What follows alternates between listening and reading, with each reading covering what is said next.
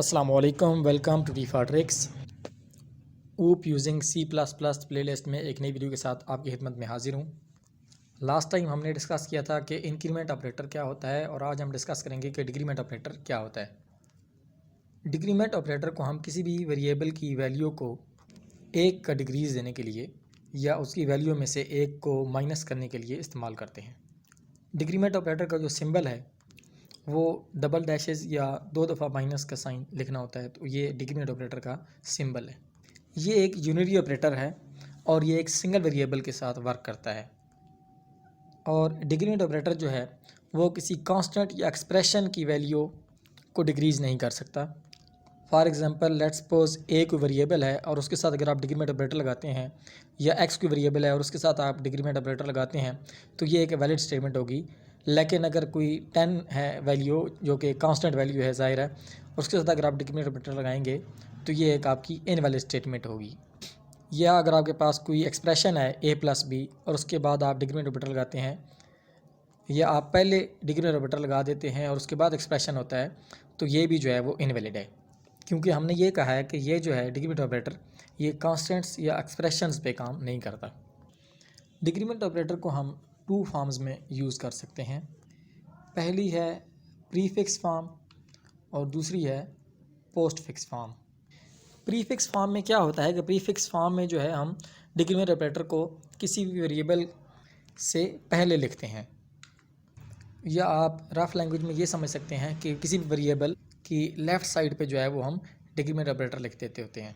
For example जैसे कि आप देख सकते हैं कि डिक्रीमेंट ऑपरेटर लगा हुआ है, उसके बाद वाई वेरिएबल है और उसके बाद सेमीकोलन लगा हुआ है। जो ऊपर दी गई स्टेटमेंट है उसमें वाई वेरिएबल की जो भी वैल्यू है उसमें एक डिक्रीज़ हो रहा है। अगर हम पोस्ट फिक्स फॉर्म की बात करें तो पोस्ट फिक्स फॉर्म में जो है वो वेरिएबल के बाद जो है वो डिक्रीमेंट ऑपरेटर लिखा जाता है। फॉर एग्जांपल कोई भी वाई वेरिएबल है और उसके बाद हम डिक्रीमेंट ऑपरेटर लगाते हैं और उसके बाद सेमीकोलन लगाते हैं, तो ये हमने डिक्रीमेंट ऑपरेटर जो है वो पोस्ट फिक्स फॉर्म में अप्लाई किया हुआ है। मतलब कि वेरिएबल के जो दाएं जानिब जो है वो हम डिक्रीमेंट ऑपरेटर लगाते हैं। जो ऊपर स्टेटमेंट है वो भी वाई वेरिएबल में से एक को डिक्रीज़ कर रही है। सो अगर प्रीफिक्स फॉर्म और पोस्ट फिक्स फॉर्म दोनों सेम काम कर रही हैं तो उनमें डिफरेंस क्या है, चलिए वो देख लेते हैं। जब भी हम डिक्रीमेंट ऑपरेटर को इंडिपेंडेंटली यूज़ करेंगे तो प्रीफिक्स या पोस्ट फिक्स फॉर्म जो है वो सिमिलरली वर्क करती हैं। फॉर एग्जांपल अगर हम लिखते हैं वाई और उसके बाद लिखते हैं डिक्रीमेंट ऑपरेटर, या लिखते हैं डिक्रीमेंट ऑपरेटर और उसके बाद वाई लिखते हैं, तो इन दोनों की आउटपुट जो होगी वो सेम होगी। लेकिन जब हम डिक्रीमेंट ऑपरेटर को किसी एक्सप्रेशन में इस्तेमाल करते हैं दूसरे ऑपरेटर्स के साथ, तो फिर प्रीफिक्स फॉर्म या पोस्ट फिक्स फॉर्म जो हैं वो डिफरेंटली वर्क कर रही होती हैं। मिसाल के तौर पे अगर हम लिखेंगे x equal to Y decrement operator और x equal to decrement operator y, ये दोनों जो हैं वो डिफरेंट रिजल्ट्स जनरेट करेंगी। चलें हर एक को देख लेते हैं कि ये कैसे डिफरेंट आउटपुट जनरेट करेंगी। लेट्स सपोज जो पहली हमारे पास स्टेटमेंट है x equal to decrement operator y, इसमें जो है वो दो ऑपरेटर्स हैं। एक तो उसमें डिक्रीमेंट ऑपरेटर आ गया है और दूसरा जो है वो इक्वल का सिंबल आ गया है। ठीक है जी, तो ये कैसे काम करेगी? पहले तो ये होगा कि इसमें y की वैल्यू से एक जो है वो डिक्रीज़ कर दिया जाएगा, और डिक्रीज़ करने के बाद जो वैल्यू होगी वो x वेरिएबल को असाइन कर दी जाएगी। अगर हम ऊपर वाली स्टेटमेंट को एक स्टेटमेंट की फॉर्म में लिखें तो उसको हम लिखेंगे डिक्रीमेंट ऑपरेटर y सेमीकोलन। मतलब कि जो इस स्टेटमेंट की आउटपुट होगी वो भी ऊपर वाली स्टेटमेंट की आउटपुट, और ये दोनों सेम होगी। और दूसरे स्टेप में ये क्या करेगा कि ये जो y की वैल्यू होगी वो x को जो है वो असाइन कर देगा। अगर हम दूसरी स्टेटमेंट की बात करें अपनी की, तो उसमें ये है कि x इक्वल टू वाई और उसके बाद जो है वो डिक्रीमेंट ऑपरेटर लगा हुआ है। इसमें भी दो ऑपरेटर्स हैं, एक तो डिक्रीमेंट ऑपरेटर है और दूसरा इक्वल का साइन है। सो ये कैसे काम करेगी? चूँकि ये सबसे पहले क्या करेगी कि x को जो है वैल्यू y की असाइन करेगा। ठीक है जी, x की जो y की करंट वैल्यू होगी वो असाइन कर दी जाएगी और उसके बाद जो है वो y की वैल्यू में डिक्रीमेंट किया जाएगा। सो अगर हम इसको दो स्टेटमेंट्स की फॉर्म में लिखें तो दो स्टेटमेंट्स की फॉर्म में ये आएगा कि x equal to Y semicolon, पहले ये स्टेटमेंट होगी रन होगी और उसके बाद दूसरी स्टेटमेंट होगी y डिक्रीमेंट ऑपरेटर। ठीक है जी, मतलब कि पिछले जो हमारी एग्जांपल थी उसमें क्या हो रहा था, उसमें पहले y में से एक को डिक्रीज़ करता था और उसके बाद जो है वो x को y की वैल्यू असाइन करता था। लेकिन इसमें क्या है, y की वैल्यू जो है वो x को असाइन कर देगा और उसके बाद जो है वो y की वैल्यू में डिक्रीज़ करेगा, एक को डिक्रीज़ करेगा। सो ये एक थ्योरेटिकल पॉइंट ऑफ व्यू के हिसाब से जो है वो एक्सप्लेनेशन थी। तो चलिए अब हम डिग्री ऑपरेटर का कोई कोड करते हैं ताकि मज़ीद हमें ये समझने में आसानी हो जाए। जी, तो अगर हम C++ कोड के हिसाब से बात करें तो सबसे पहले हम जो प्रोग्राम करेंगे वो होगा program to explain difference between postfix decrement and prefix decrement operator using independent expression. Independent expression जब होंगे तो ये पोस्ट फिक्स डिक्रीमेंट और प्री फिक्स डिक्रीमेंट जो है वो कैसे काम करेगा। तो हमने कहा था कि अगर इंडिपेंडेंट एक्सप्रेशन होंगे तो ये एक जैसा काम करेगा।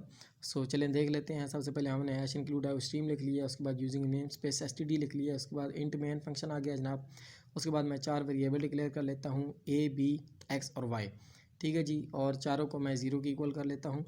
तो फर्स्ट ऑफ ऑल मैं लगा देता हूँ a के साथ डिक्रीमेंट ऑपरेटर लगाते हैं हम जनाब पोस्ट में लगाते हैं, मतलब कि पोस्ट फिक्स डिक्रीमेंट ऑपरेटर है a, उसके आगे पोस्ट फिक्स डिक्रीमेंट ऑपरेटर लगा हुआ है, सेमीकोलन है, और x को मैं a असाइन कर देता हूँ। उसके बाद मैं b को जो है वो प्री फिक्स डिक्रीमेंट ऑपरेटर के हिसाब से करता हूँ, मतलब पहले डिक्रीमेंट ऑपरेटर लगाता हूँ और उसके बाद b लिखूँगा और y को जो है वो b की वैल्यू असाइन कर दूँगा। तो उसके बाद अगर हम सी आउट करके रिज़ल्ट को चेक करेंगे कि a b x और y की वैल्यूज़ जो हैं वो क्या आती हैं, तो वो हमारे पास आउटपुट की फॉर्म में आ जाएंगी। सो सी आउट वैल्यू ए लिखेंगे और एन कर देंगे। ठीक है जनाब, मैं इसको कॉपी करके 3 दफ़ा मज़ीद पेस्ट कर लेता हूँ ताकि इसी में हम चेंजेस करते रहें।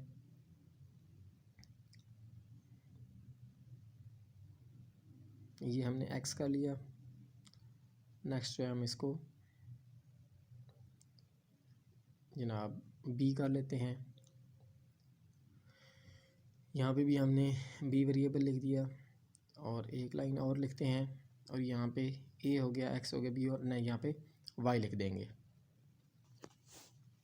और यहाँ पे भी वाई लिख देंगे। सो ये हमारे पास जो है वो प्रोग्राम हो गया। अब हम इसको जो है वो सेव करके एग्जीक्यूट करेंगे। तो करना क्या है, हमने एग्जीक्यूट पे आ जाना है और कंपाइल एंड रन पे आ जाना है और उसको किसी नाम से सेव कर लेना है।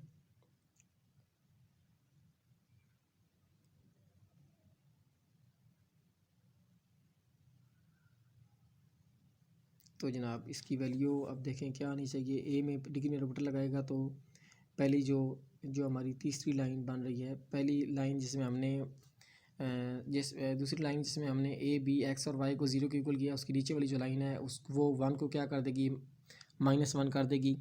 और उससे नीचे वाली लाइन में हम एक्स इक्वल टू ए करेंगे तो एक्स में -1 आ जाएगा। और उसके बाद तीसरी लाइन जो है डिक्रीमेंट ऑपरेटर, उसके बाद बी लिखा हुआ है, ये भी 0 में से जब 1 माइनस करेगी तो -1 आंसर आएगा। ठीक है जनाब। तो और वही वैल्यू जब हम y को असाइन करेंगे तो y इक्वल टू बी जम करेंगे तो -1 आ जाएगा। तो ए बी एक्स और y चारों की वैल्यू -1 आनी चाहिए, जैसे कि आप देख सकते हैं।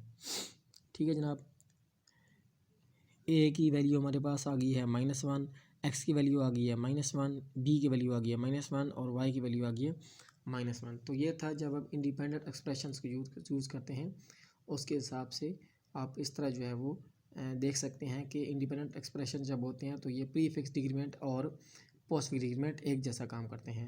तो अब हम करते हैं कि जब हम एक लार्जर एक्सप्रेशन होगा तो उस वक्त क्या काम करेगा। Program to explain difference between postfix decrement and prefix decrement operator used as part of larger expression. ये हम अब कोड करेंगे लार्जर एक्सप्रेशन के हिसाब से। ठीक है जनाब, तो सबसे पहले हमने हैश इंक्लूड स्ट्रीम लिख देना है।